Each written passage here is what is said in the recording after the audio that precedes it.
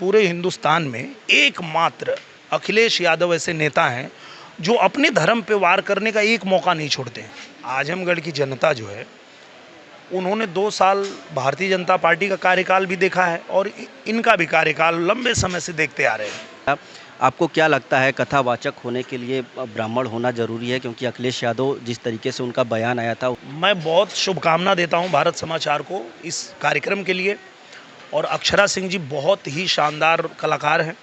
Show ला करके नए जो कलाकार हैं उनको जो अवसर दिया गया है, उसके लिए मैं बहुत बहुत तहे दिल से बधाई देता हूं भारत समाचार को कि आप लोगों ने हमारे साथ बातचीत के लिए भोजपुरी सुपरस्टार और बीजेपी से पूर्व सांसद दिनेश लाल निरहुआ जी हैं। वाराणसी में हैं सर, पिक्चर के प्रमोशन के लिए आए हैं। हमारा नाम बा कन्हैया।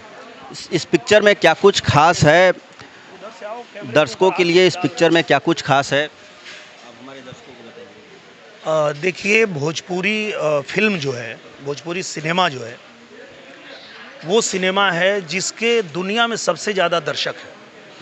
यही एक ऐसी क्षेत्रीय भाषा है जिसके दर्शक पूरे दुनिया में सबसे ज़्यादा है। हमारी कोई भी फिल्म आती है तो उसको 30 करोड़ 40 करोड़ व्यूज़ मिलते हैं, 35 करोड़ ऐसे लोग देखते हैं। तो ऐसे में उन दर्शकों की डिमांड थी कि हमारा जो ये सिनेमा है ये बदलना चाहिए। चूँकि भोजपुरी सिनेमा से लोगों को प्यार इसलिए है कि हमारी मातृभाषा है, हमारी माँ की भाषा है, तो इससे लोगों को प्रेम है। पर वो एक ही तरह की फिल्में बनते लोग धीरे धीरे शिकायत करने लगे कि इसको बदलना चाहिए। और वो बदलाव करेगा कौन? तो हमारे जो निर्माता हैं मुकेश गिरी, उनसे हम लोगों ने रिक्वेस्ट किया कि अगर आप बना सकते हैं तो बनाइए, क्योंकि ये जिम्मेदारी ऐसी है कि भाई सब कुछ डूब सकता है। अब नया करने जाएंगे, अब एक तो लीक बनी हुई है, उस पर सब चल रहे हैं। तो उन्होंने कहा हम बनाएंगे। उन्होंने बनाया हमारा नाम बा कन्हैया। इसके निर्देशक विशाल वर्मा जी, जो नई सोच के लिए जाने जाते हैं, नए सिनेमा के लिए जाने जाते हैं, उन्होंने बनाया फिल्म को।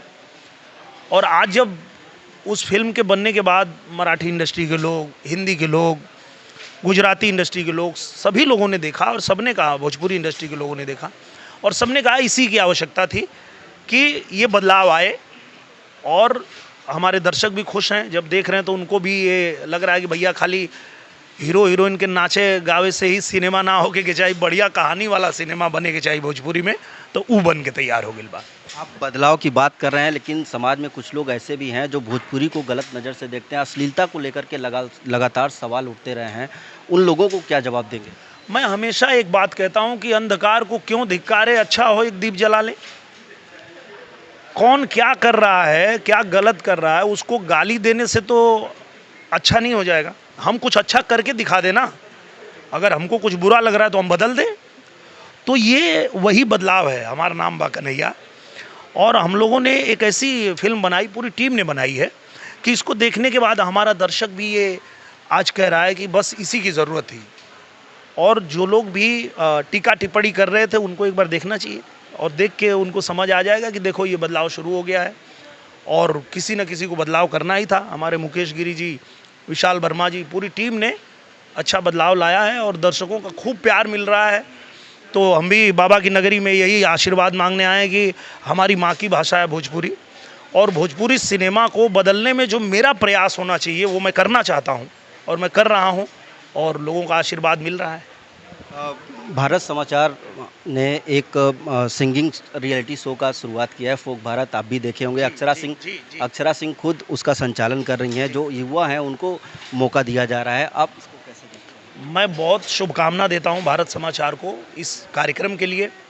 और अक्षरा सिंह जी बहुत ही शानदार कलाकार हैं, बहुत अच्छा गाती भी हैं और अभिनेत्री भी हैं। और ये शो ला करके नए जो कलाकार हैं उनको जो अवसर दिया गया है, उसके लिए मैं बहुत बहुत तहे दिल से बधाई देता हूं भारत समाचार को कि आप लोगों ने बहुत ही अच्छा काम किया है। अब आते हैं पॉलिटिकल सवाल पर। आजमगढ़ में अखिलेश यादव कल गए थे, उनका दौरा था। पीडीए भवन का उन्होंने शुभारंभ किया है। माना ये जा रहा है कि समाजवादी पार्टी अब आजमगढ़ से पूर्वांचल के लिए ज़मीन तैयार कर रही है 2027 चुनाव के लिए, क्योंकि अखिलेश यादव का भी ये कहना है कि जो पीडीए की एकता है वही उन्हें सत्ता की राह को नज़दीक लेके जाएगी। आप इस पूरे दौरे को और जिस तरीके से वहाँ उद्घाटन हुआ है पीडीए भवन को कैसे देखते हैं? वो आजमगढ़ की जनता जानती है। आजमगढ़ की जनता जो है उन्होंने 2 साल भारतीय जनता पार्टी का कार्यकाल भी देखा है और इनका भी कार्यकाल लंबे समय से देखते आ रहे हैं। हाँ, बदलाव सिर्फ इतना हुआ है कि जब भारतीय जनता पार्टी के कार्यकाल में आजमगढ़ में इतना विकास हुआ तो अब वो लोग कम से कम आ रहे हैं। नहीं तो एक समय ऐसा था कि ये लोग जीतते थे, प्रमाण पत्र तक लेने आजमगढ़ नहीं आते थे। पर ये भारतीय जनता पार्टी के कार्यों की देन है। इतना कार्य किया, वहाँ रेलवे स्टेशन नया बना दिया, नया अंतर्राष्ट्रीय हवाई अड्डा बन रहा है, वहाँ पे एक्सप्रेसवे जो पूर्वांचल एक्सप्रेसवे तो था ही, गोरखपुर लिंक एक्सप्रेसवे भी बना दिया गया। तो ये सारा जो काम हो रहा है ना, वो देख के कम से कम उनको आना पड़ रहा है और अच्छी बात है, उनको आना चाहिए। क्योंकि आप वहाँ से जीते हैं तो वहाँ रहिए। हम लोग जीते थे तो वहाँ रहते थे ना, वहीं रह के अपनी फिल्म बनाते थे और जनता का जो काम आता था वो बैठ के वहाँ करते थे।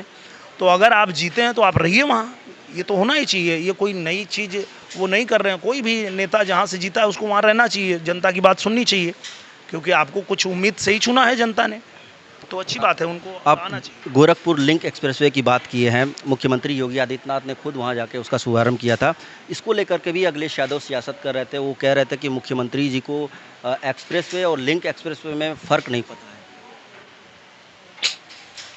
देखिए, उनको क्या है कि एक बार वो भी बना रहे थे, आप लोगों को पता ही होगा, पूरे देश को पता है कि एक बार वो भी बना रहे थे, पर सिर्फ कागज़ पे बना रहे थे, ज़मीन पे नहीं। तो जब ज़मीन पे योगी जी ने बना के दिखा दिया तो अब वो टीका टिप्पणी करेंगे, ऐसा नहीं है, वैसा नहीं, इनको जानकारी नहीं है, वो नहीं है। भाई, आपको जानकारी थी तो बना देते। आप कह रहे हैं उनको जानकारी नहीं है, फिर भी वो बना दे रहे हैं, और आपको जानकारी थी फिर भी नहीं बना पाए आप। तो ये सवाल तो उनसे पूछा जाना चाहिए था कि आप बहुत ज्ञानी हैं तो बनाए क्यों नहीं। सिर्फ कागज़ पे बना रहे थे, ज़मीन खरीदे नहीं और रोड बना रहे थे। तो ठीक है, अब उनको देखिए, विपक्ष का काम ही है टीका टिप्पणी करना, तो वो कर रहे हैं, उनको करने दीजिए। देश की जनता जानती है कि भारतीय जनता पार्टी के कार्यकाल में, भारतीय जनता पार्टी के गठबंधन में जहाँ जहाँ भी सरकारें हैं वहाँ विकास हो रहा है, अच्छा काम हो रहा है, और देश जो है अपना प्यार आशीर्वाद दे रही है और देश आगे बढ़ रहा है। ऐसे ही आगे बढ़ता रहेगा और ये ऐसे ही चिल्लाते रहेंगे, इनको अपना प्यार आशीर्वाद दे रही है और देश आगे बढ़ रहा है, ऐसे ही आगे बढ़ता रहेगा और ये ऐसे ही चिल्लाते रहेंगे, इनको चिल्लाने दीजिए। अब इटावा पे आते हैं। इटावा की घटना आपने देखा होगा, जो यादव कथावाचक थे उनके साथ जो कुछ भी हुआ, उसके बाद वहाँ पे जातीय संघर्ष भी देखने को मिला। आपको क्या लगता है, कथावाचक होने के लिए ब्राह्मण होना ज़रूरी है? क्योंकि अखिलेश यादव जिस तरीके से उनका बयान आया था, उसके बाद वहाँ पे जातीय संघर्ष देखने को मिला। वो वही तो मैं कह रहा हूँ, ये डर्टी पॉलिटिक्स है, ये गंदी राजनीति है कि आप इस तरह की राजनीति पे उतर जाते हैं। जबकि पंडित वो होता है जो ज्ञानी होता है, जिसके पास ज्ञान है, और इस तरह से लोगों के बीच में नफरत पैदा करके उनको आपस में लड़ा करके और अपना उल्लू सीधा करना चाहते, तो वो गलत है। और मैं तो ये भी कहता हूँ कि पूरे हिंदुस्तान में एकमात्र अखिलेश यादव ऐसे नेता हैं जो अपने धर्म पे वार करने का एक मौका नहीं छोड़ते हैं। कभी हमारे मंदिर पे वार करेंगे, कभी हमारे संतों पे वार करेंगे, कभी हमारे जो भी हमारी पद्धति है, पूजा पद्धति है, उस पे वार करेंगे। तो उनको कोई समझाओ भाई कि हम में, तुम में, खड़क हम में, सब में व्यापी राम, यही तो हमारी परंपरा है, यही तो हमारा सनातन धर्म कहता है कि हमारे अंदर भी प्रभु हैं, आपके अंदर भी प्रभु हैं, कण कण में प्रभु हैं। यही तो हम इसीलिए तो पूजा करते हैं। उनको वो पत्थर दिखता है। आपको क्या लगता है, किसको खुश करने के लिए इस तरीके का? ये देखिए, उनका एकमात्र टारगेट ये होता है, जैसे बाकी लोग ऐसा सोचते हैं कि हम आपके लिए कुछ अच्छा करें तो आप खुश होंगे। इनको लगता है कि हिंदुओं को गाली देंगे तो मुसलमान खुश हो जाएंगे, हिंदुओं को टारगेट करेंगे तो मुसलमान खुश हो जाएंगे। अरे भैया, मुसलमान के लिए कुछ काम करो ना, वैसे ही खुश हो जाएंगे। मुसलमान को खुश करना है तो उनके लिए काम करो, हिंदुओं को गरियाने की क्या ज़रूरत है? अपने ही धर्म को क्यों गाली दे रहे हो? अपने धर्म को टारगेट क्यों कर रहे हैं? क्योंकि हर किसी को ये छूट है कि आप किसी भी धर्म को मानिए, आप किसी की पूजा करिए, वो आपका निजी मामला है। पर इनको ऐसा लगता है कि ये मुसलमानों को खुश करने के लिए हमारे धर्म को गाली देंगे, हमारे धर्म को टारगेट करेंगे तो खुश कर लेंगे। पर मुसलमान भी जानते हैं कि भाई तुम करते कुछ नहीं हो, खाली इस तरह की बातें करके और बेवकूफ़ बनाने का काम करते हैं। आने वाले दिनों में सावन शुरू होने वाला है। मुख्यमंत्री योगी आदित्यनाथ ने सख्त निर्देश दिया है कि कांवरिया वाला जो मार्ग है उस पे जितने भी प्रतिष्ठान हैं उनको अपना नेम प्लेट लगाना पड़ेगा। लेकिन इसको लेकर के भी सियासत शुरू हो गई है। जो मुस्लिम धर्मगुरु हैं, इसके अलावा जो विपक्षी नेता हैं, उनका साफ तौर पे कहना है कि एक विशेष वर्ग को टारगेट करने के लिए सरकार इस तरीके का फैसला अपना रही है। बिल्कुल नहीं। मुझे लगता है कि हर व्यक्ति को अपने पहचान पे गर्व होना चाहिए। आप किस जाति के हैं, आप किस धर्म के हैं, आप किस राज्य के हैं, आप किस भाषा के हैं, इस पे आपको गर्व होना चाहिए। आप अपनी पहचान बताने में हमको क्या शर्म है, गर्व है हमको। हम दुनिया में कहीं जाते हैं, हम कहते हैं हम भोजपुरी बोलते हैं, भाई भोजपुरी में पैदा हुए हैं। हम सदन में बैठ के भोजपुरी बोलते थे। सदन में हमने मांग रखा था कि भोजपुरी भाषा को मान्यता दिया जाए, क्योंकि वो हमारी मातृभाषा है, वो हमारी पहचान है। तो उससे हमको शर्म क्या है। तो मुझे लगता है किसी को भी अपनी पहचान बताने में गर्व होना चाहिए, कोई शर्म नहीं होनी चाहिए। आने वाले दिनों में बिहार चुनाव है, आप इस चुनाव को कैसे देखते हैं? आपके फैंस जो हैं वो भी चाहते हैं कि आप राजनीति में एक बार फिर से वापसी करें। नहीं, जो मेरे दर्शक हैं वो तो यही चाहते हैं कि मैं अच्छी फिल्में बनाऊं, और उनके मांग पे ही मैं अच्छी अच्छी फिल्में बनाता हूं, उनके बीच में आता हूं। देखिए, मैं अभी हमारा नाम बा कन्हैया लेके आया हूं, अच्छी फिल्म बना के लेके आया हूं। आगे भी बहुत सारी अच्छी फिल्में बनानी है। ये मेरी जिम्मेदारी है कि भोजपुरी जो मेरी मातृभाषा है, जिसको हर तरह से सिर्फ ये टारगेट किया जाता है कि अश्लीलता है, तो हमारी भोजपुरी भाषा को जब देखने वाले, प्यार करने वाले, समझने वाले पूरी दुनिया में सबसे ज़्यादा है, तो उसको अच्छी तरह से प्रेजेंट करना ये हमारी जिम्मेदारी है, वो हम निभा रहे हैं।